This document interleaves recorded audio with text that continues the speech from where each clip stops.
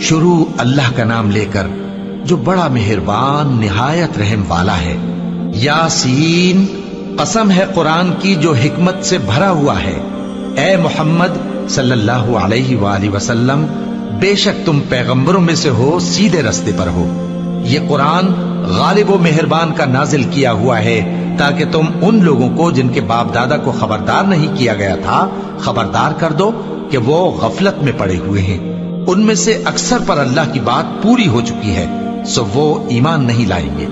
ہم نے ان کی گردنوں میں طوق ڈال رکھے ہیں اور وہ ٹھوڑیوں تک پھنسے ہوئے ہیں، تو ان کی گردنیں اکڑی ہوئی ہیں، اور ہم نے ان کے آگے بھی دیوار بنا دی اور ان کے پیچھے بھی، پھر ان پر پردہ ڈال دیا تو یہ دیکھ نہیں سکتے۔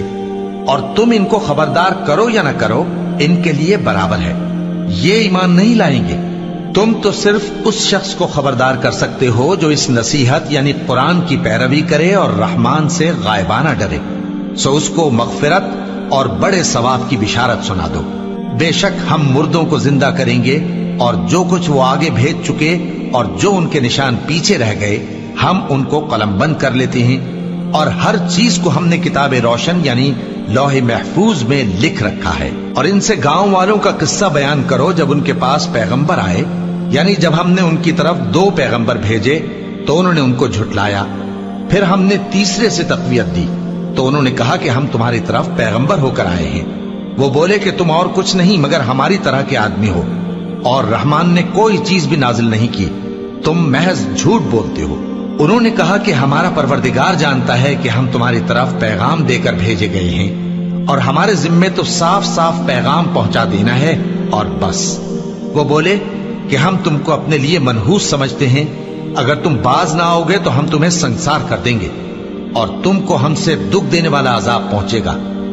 انہوں نے کہا کہ تمہاری نحوست تمہارے ساتھ ہے، کیا اس لیے کہ تم کو نصیحت کی گئی؟ نہیں، بلکہ تم ایسے لوگ ہو جو حد سے تجاوز کر گئے ہو۔ اور شہر کے پرلے کنارے سے ایک آدمی دوڑتا ہوا آیا، کہنے لگا کہ اے میری قوم، پیغمبروں کے پیچھے چلو، ایسوں کے جو تم سے صلہ نہیں مانگتے اور وہ سیدھے رستے پر ہیں۔ اور میں کیوں اس ذات کی پرستش نہ کروں جس نے مجھے پیدا کیا اور اسی کی طرف تم کو لوٹ کر جانا ہے؟ کیا میں اس کو چھوڑ کر اوروں کو معبود بناؤں کہ اگر رحمان مجھے نقصان پہنچانا چاہے تو ان کی سفارش مجھے کچھ بھی فائدہ نہ دے سکے اور نہ وہ مجھے چھڑا ہی سکیں؟ تب تو میں کھلی گمراہی میں پڑ گیا۔ میں تو تمہارے پروردگار پر ایمان لایا ہوں، سو میری بات سن رکھو۔ حکم ہوا کہ بہشت میں داخل ہو جا۔ بولا کاش میری قوم کو پتا چل جائے کہ میرے رب نے مجھے بخش دیا اور مجھے عزت والوں میں شامل کیا، اور ہم نے اس کے بعد اس کی قوم پر کوئی لشکر نہیں اتارا اور نہ ہم اتارنے والے تھے۔ وہ تو صرف ایک چنگھاڑ تھی، سو وہ اس سے ناگہاں بجھ کر رہ گئے۔ بندوں پر افسوس کہ ان کے پاس جب کوئی پیغمبر آتا تو وہ اس سے تمسخر ضرور کرتے۔ کیا انہوں نے نہیں دیکھا کہ ہم نے ان سے پہلے بہت سے لوگوں کو ہلاک کر دیا تھا؟ اب وہ ان کی طرف لوٹ کر نہیں آئیں گے، اور سب کے سب ہمارے روبرو حاضر کیے جائیں گے۔ اور ایک نشانی ان کے لیے زمین مردہ ہے کہ ہم نے اس کو زندہ کیا اور اس میں سے اناج اگایا، پھر یہ اس میں سے کھاتے ہیں، اور اس میں کھجوروں اور انگوروں کے باغ پیدا کیے اور اس میں چشمے جاری کر دیے تاکہ یہ ان باغوں کے پھل کھائیں، اور ان کے ہاتھوں نے تو ان کو نہیں بنایا، تو پھر کیا یہ شکر نہیں کرتے؟ وہ ذات پاک ہے جس نے زمین کی نباتات کے اور خود ان کے اور جن چیزوں کی ان کو خبر نہیں سب کے جوڑے بنائے۔ اور ایک نشانی ان کے لیے رات ہے کہ اس پر سے ہم دن کو کھینچ لیتے ہیں تو اسی وقت ان پر اندھیرا چھا جاتا ہے، اور سورج اپنے مقرر راستے پر چلتا رہتا ہے۔ یہ اس غالب و دانا کا مقرر کیا ہوا اندازہ ہے۔ اور چاند کی بھی ہم نے منزلیں مقرر کر دی، یہاں تک کہ گھٹتے گھٹتے کھجور کی پرانی شاخ کی طرح ہو جاتا ہے۔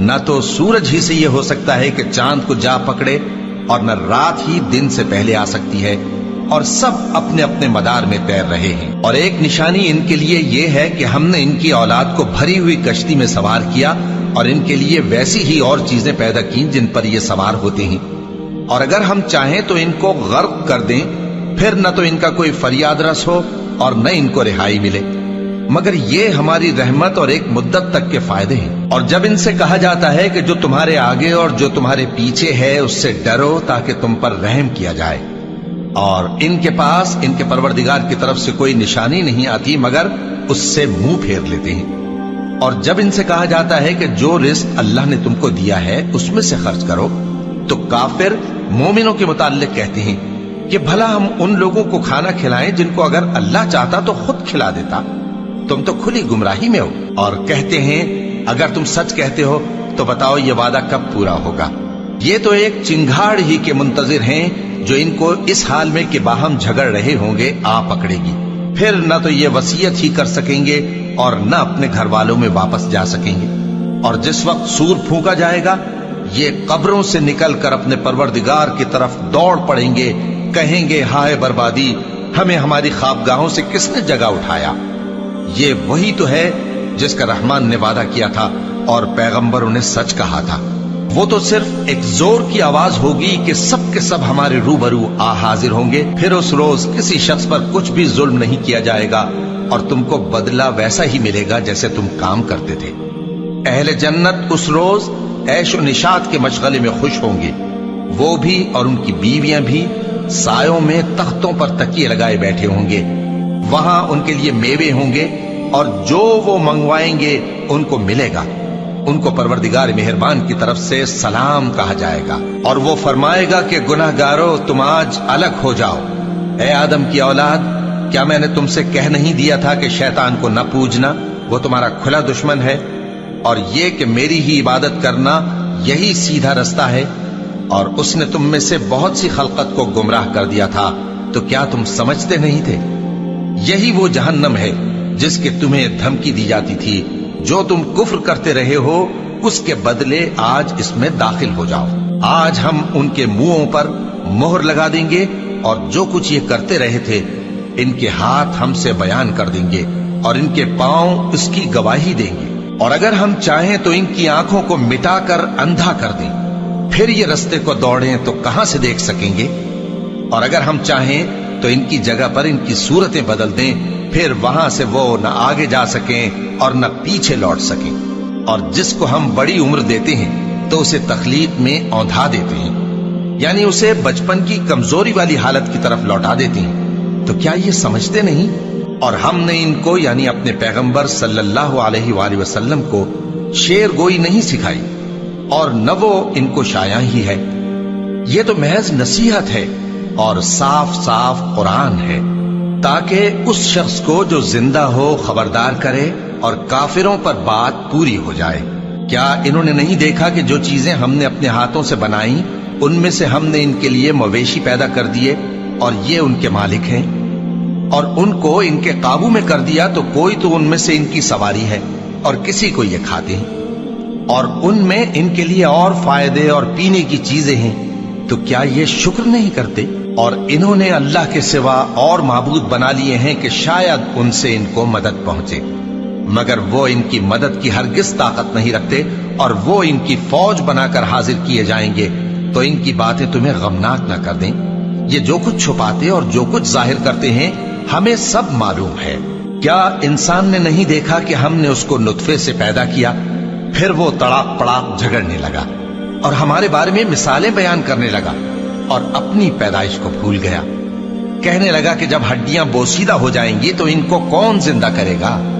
کہہ دو کہ ان کو وہ زندہ کرے گا جس نے ان کو پہلی بار پیدا کیا تھا، اور وہ ہر طرح کی تخلیق کو جانتا ہے، وہی جس نے تمہارے لیے سبز درخت سے آگ پیدا کی، پھر تم اس کی ٹہنیوں کو رگڑ کر ان سے آگ نکالتے ہو۔ بھلا جس نے آسمانوں اور زمین کو پیدا کیا، کیا وہ اس بات پر قادر نہیں کہ ان کو پھر ویسے ہی پیدا کر دے؟